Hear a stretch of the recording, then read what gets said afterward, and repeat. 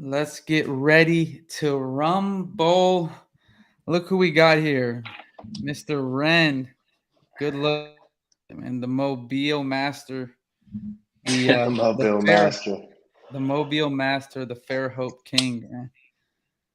What's going Rhen, on? tell let's tell us about a little bit about yourself here. I mean, I know a lot of people they might have came to the meetup, might have saw you on Steve's podcast. Tell everyone in about 2 minutes or less, right? You don't have to get a full synopsis, or you can get even less than 2 minutes. But tell us a little bit about who Rhen Bartlett is from the beginning to the end. From the beginning to the end. Well, to the present Uh, day. 2 minutes. 2 minutes or less, though. oh, that's a lot. Rhen Bartlett. I'm from Alabama, Mobile, Alabama. Got a couple different businesses. Padley out of Atlanta. I got some partners up there, Clint and Tyler. Also partner with Steve Train. We do Sales Leadership 2.0 with the Sales Disruptors brand. Did we lose Chandler? Also work with Collective Genius, which is one of the best masterminds in the country, the best mastermind in the country, if you ask me. And then also run an executive level coaching for wholesalers, and just really focused on helping building businesses. And also recently just signed up to do some coaching with Sharper as well. So I got my hands in a lot of different stuff. Previously exited a wholesale company that we built up over 5 years, pretty large, probably in 5 or 6 different states, 9 different offices, well over 1,000 deals a year. And rebuilding that currently, and just ready to get on this podcast and have some fun with my 2 favorite people from Atlanta. Be careful saying Saying that. a lot. I know. You don't want anyone to hear that. You don't want the wrong person hearing that. It's only on this podcast. The next one, it's That's his right. other favorite 2 people. Mm-hmm. That's right.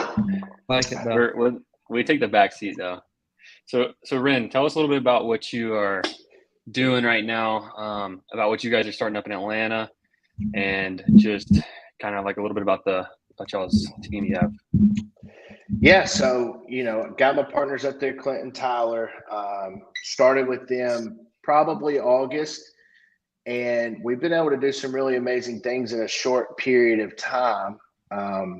We're just building a wholesale operation. They had a model which was not very focused on. They were doing really well before the correction, before the funds started drying up, and they were predominantly selling to hedge funds. And so once we figured out that, hey, the hedge funds had cut things off, we had to make a shift. We had to start building our buyers list. We had to begin to implement EOS, and we had to really, we went through a big transition. We got Salesforce and, hired a bunch of sales reps, building out a disposition department, started working on that buyers list. And we have been really fortunate to get some amazing talent on the team.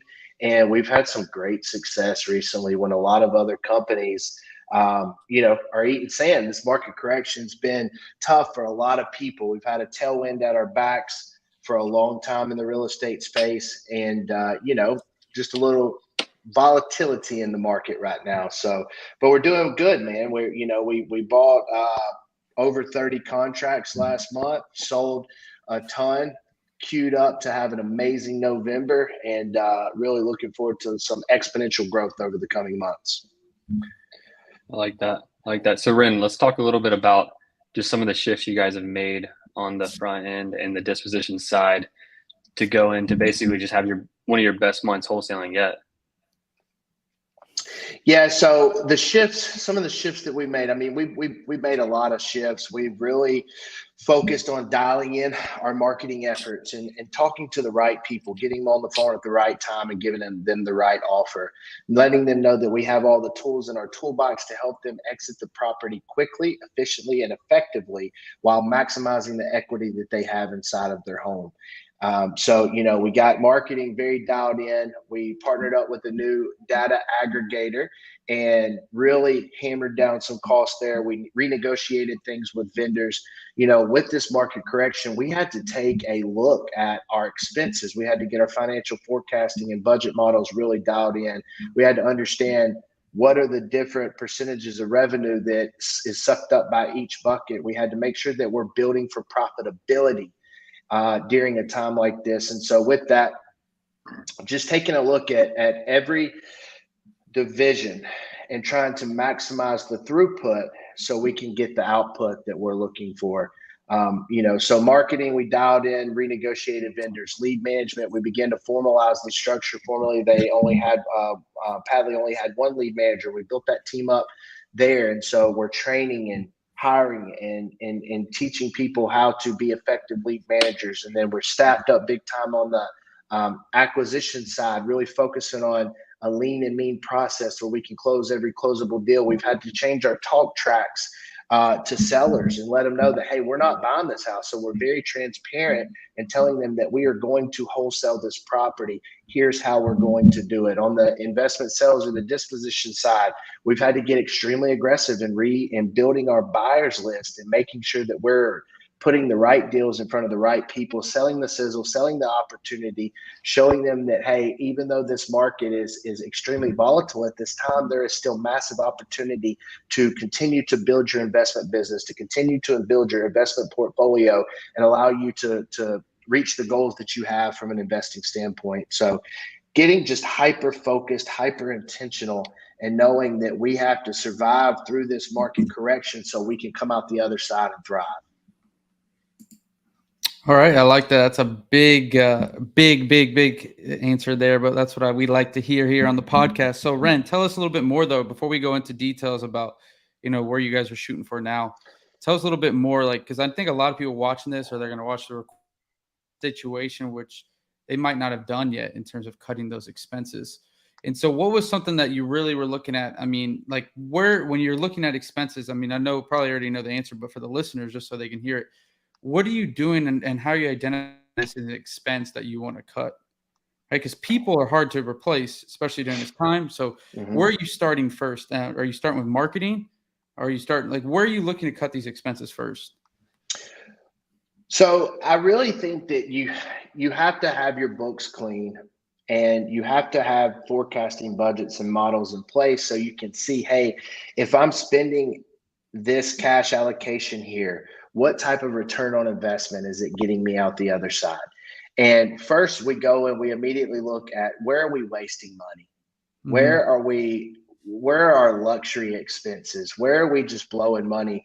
A common theme that I see inside of so many people that I coach, and especially at wholesale, is it's dues and subscriptions, right? We sign up for this trial with FormStack or WiseHire or Asana, and we come back and we look and we haven't logged into that platform in 6 months. It was a free trial. We tried it. We didn't like it, but boom, we're still getting popped for $99.99 a month. Right? Yeah. Or there's still $25.99 every month. So we go and look, hey, an audit, it's just a full out expense audit. And then we have to also say, hey, we have some people on our team that existed in the previous model, but their position's not really going to exist anymore. And so, there's some staffing rearrangements that have to be done. Can we use this person in other areas to drive revenue in which their current position is no longer, we're not leveraging that to drive revenue anymore. The one thing we're not cutting is marketing. I can promise you that, right? We're a sales and marketing company. So we got to be heavy on marketing and we have to be heavy on our sales staff. Now, that doesn't mean that we won't reallocate the marketing spend. Yeah. For example, we chose to back off of television for a time being. It's a political season. Holiday season is coming up. We've seen the average cost per lead of television, double. And so therefore we're taking and reallocating that marketing spend into other areas that are pushing a higher ROI for the time period. Now, January 1, we fully intend on hitting back into TV and heavily saturating that advertising channel, but we're just making better decisions, right? Not, cutting the waste and reallocating to get a higher IRR in other areas, if that makes sense.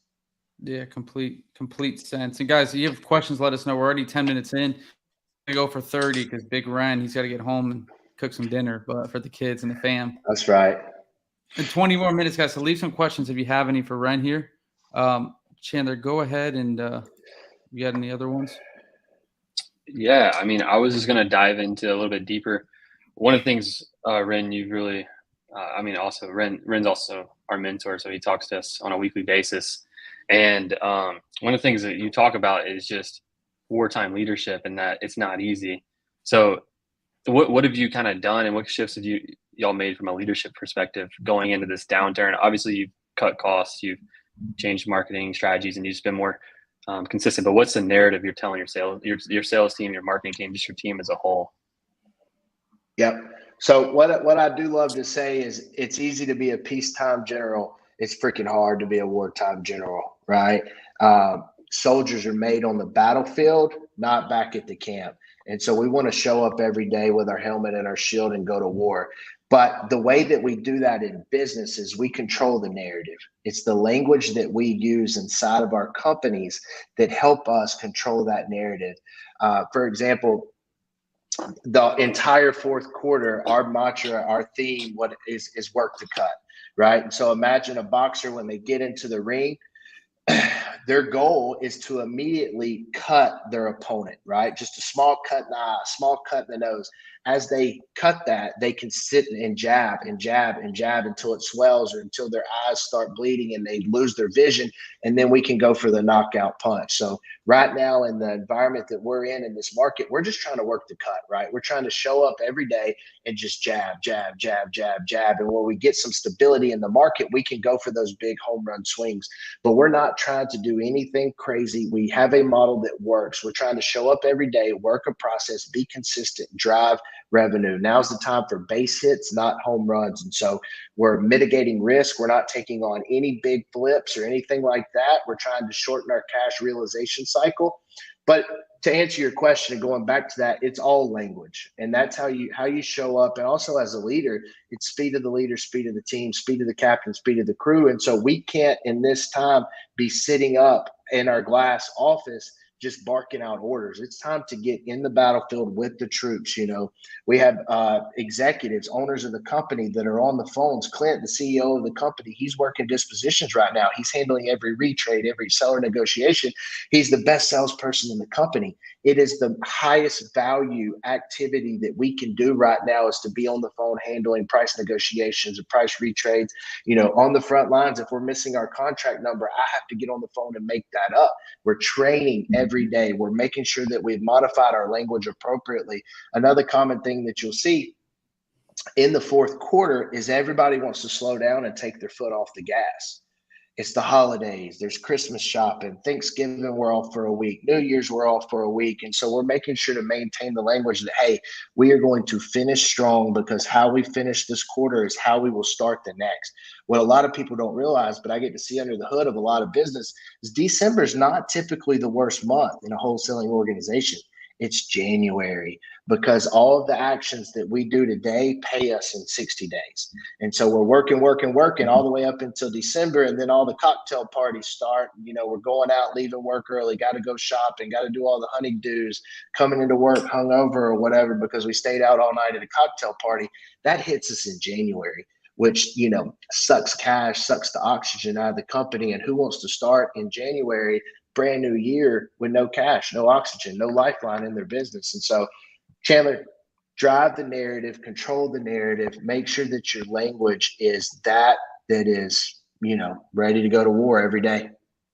Yeah, I think that's a really good point. Just like the intensity, like as the leader, like raising the intensity, raising the speed, the pace in which things get done, and just the expectation of excellence. And like, it's like what Tony Robbins says, just like raise your standard. I think since doing that and like just expecting, you know, doing the process, being great, and just like everyone just kind of leveled up, at least in our organization, we've definitely seen it. And so, yeah, I would completely agree with that. Just expecting more. So we got a question here. Rhen, how are you handling running out of data when cold calling? Where do you buy your numbers for your callers? Because numbers burn out quickly. So that's two questions in one. I guess from a marketing perspective, when you run out of data for cold calling, I guess like how do you look at your data management from running out of data? Yeah, that's a great question. So fortunately, we're in Atlanta, which has 6 million people. So it's hard to run out of data if you're pulling it all. I mean, we work the greater MSA and we have about 400,000 records that we can grab access to at any time. If I'm in a smaller market and I run out of data, I'm making sure that I'm hammering my follow-up campaigns very, very effectively.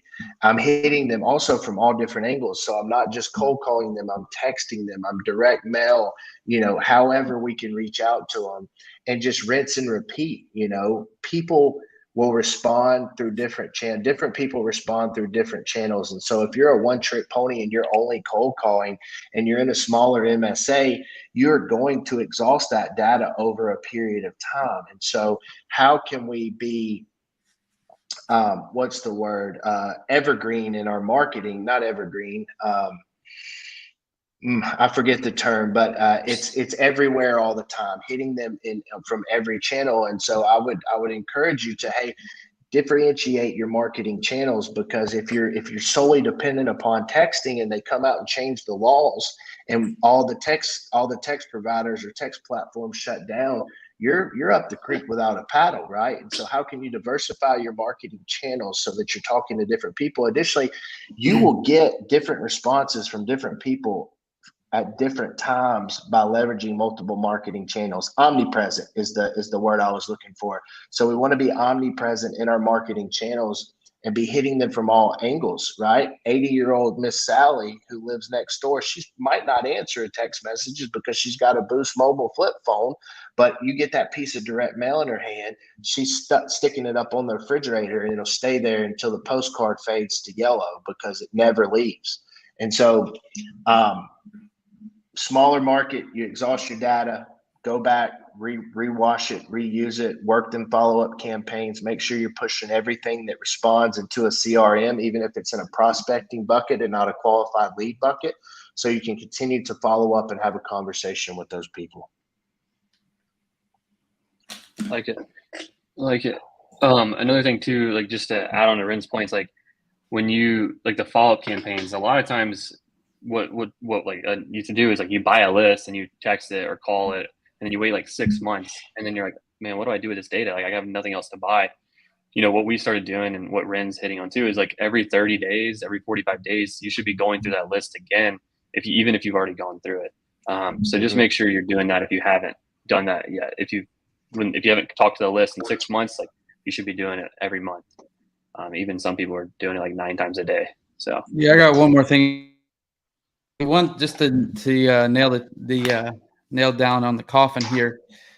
The biggest thing in this business is just timing. That's all it is. We're marketing and sales, and we're just trying to time, because sellers, the reason they reach out to us because they do want to sell. It's just, do we catch them at the right time? Now, there's many sellers that tell us they do not want to sell, but if you sent them that text 2 weeks later, their situation could have changed. And that's really what this game is. I tell people all the time, if there was a button I could push and it cost me 10,000, 100,000, to just every day to push this button, but I guarantee to send a message out to every person. And do you want to sell without being spam, without getting marked spam, without being, in all lawsuits?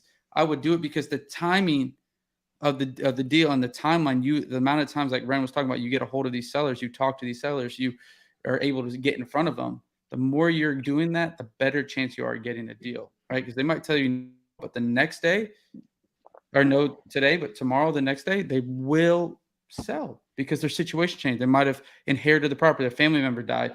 The tenants destroyed it. They got a call from the police that whatever it might have happened, it can happen. That's the thing, right? Yeah, let's go. Chandler, yeah. Stuck it. Oh, I think we clicked the wrong button. Gino just left the stream for a second. You were clicking each other out. We're over here moving each other around. All right. Been stuck at 2 deals for a month, or 2 deals a month for about a year. Any tips on getting to the next level? Rhen, you want to take this one first? Lots of tips. It's hard to give you a really good answer without having a look under the hood at your operation. There's a few things that drive sales volume, though, from a generic standpoint, and that's marketing spend and sales conversion. And so if you're stuck at 2 deals a month, I would ask you, how much are you spending on marketing and how many sales reps do you currently have? If you want to increase your volume, increase your marketing spend, increase your sales team, a well-trained sales team, and most of the time that can solve that problem.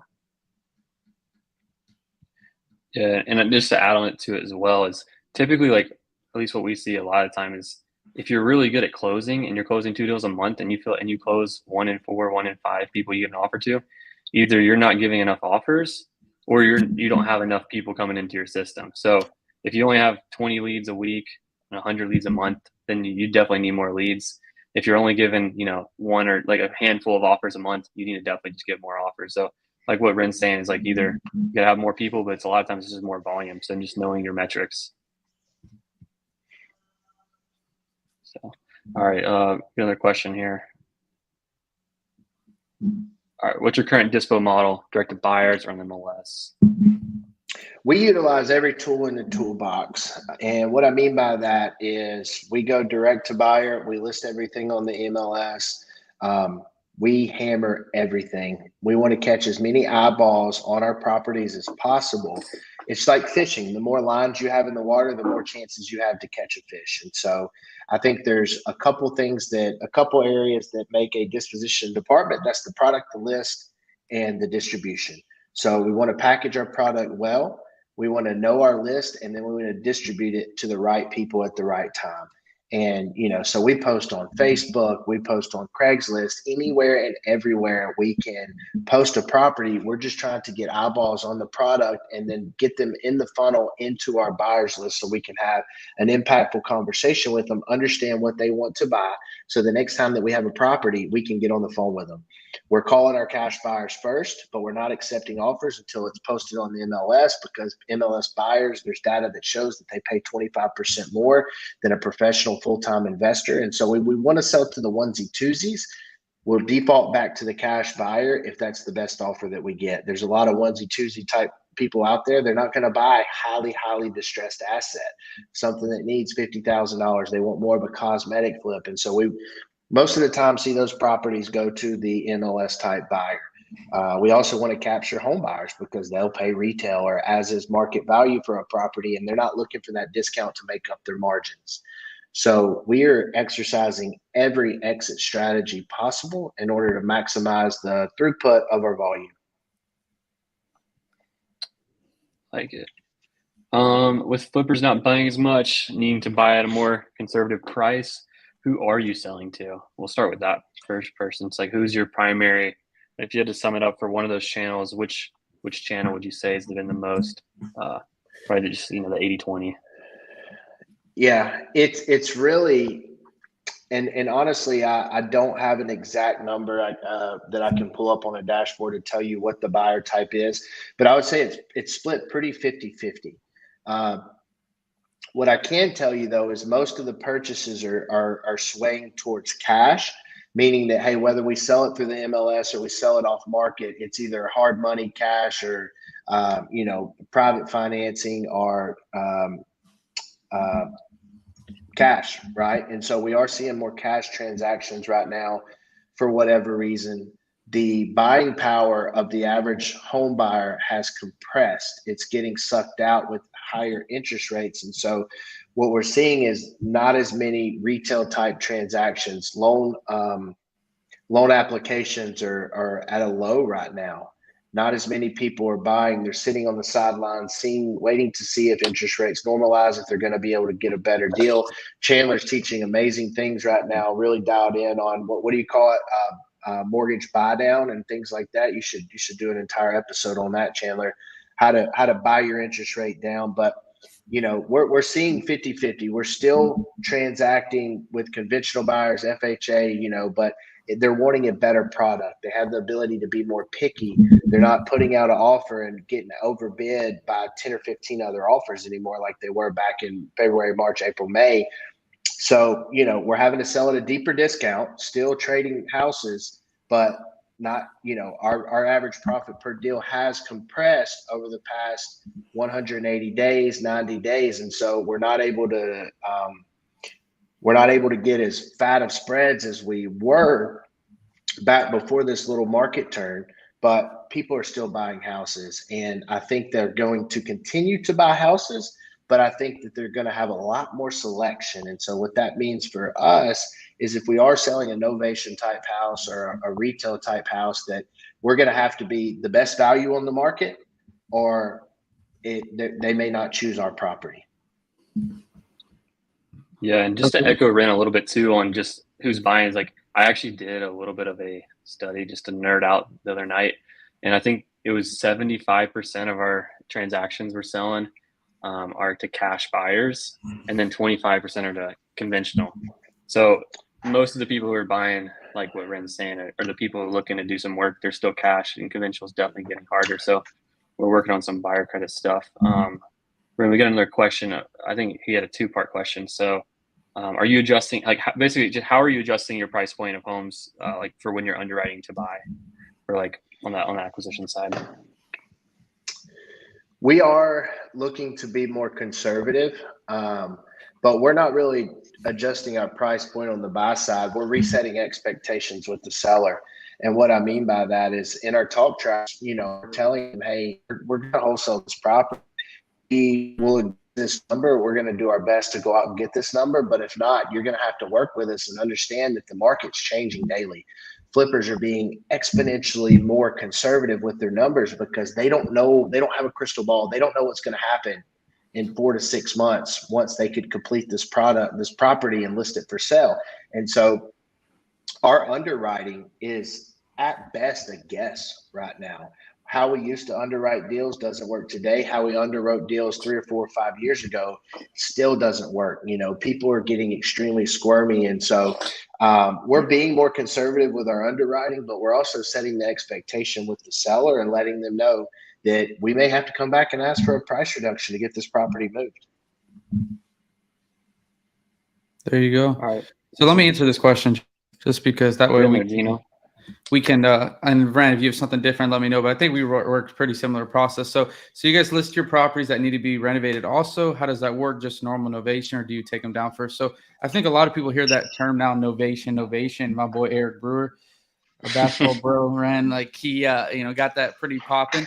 Now, in this case, to answer your question, just because we list on the multiple listing service, the MLS, does not mean we do a novation, right? Novations are actually pretty rare. The only time you actually need to do a novation is when, you have either a FHA buyer or even any buyer that requires seasoning, right? Because in that point, you can't double close, right? They need time for you to actually own the property, 90 days for an FHA.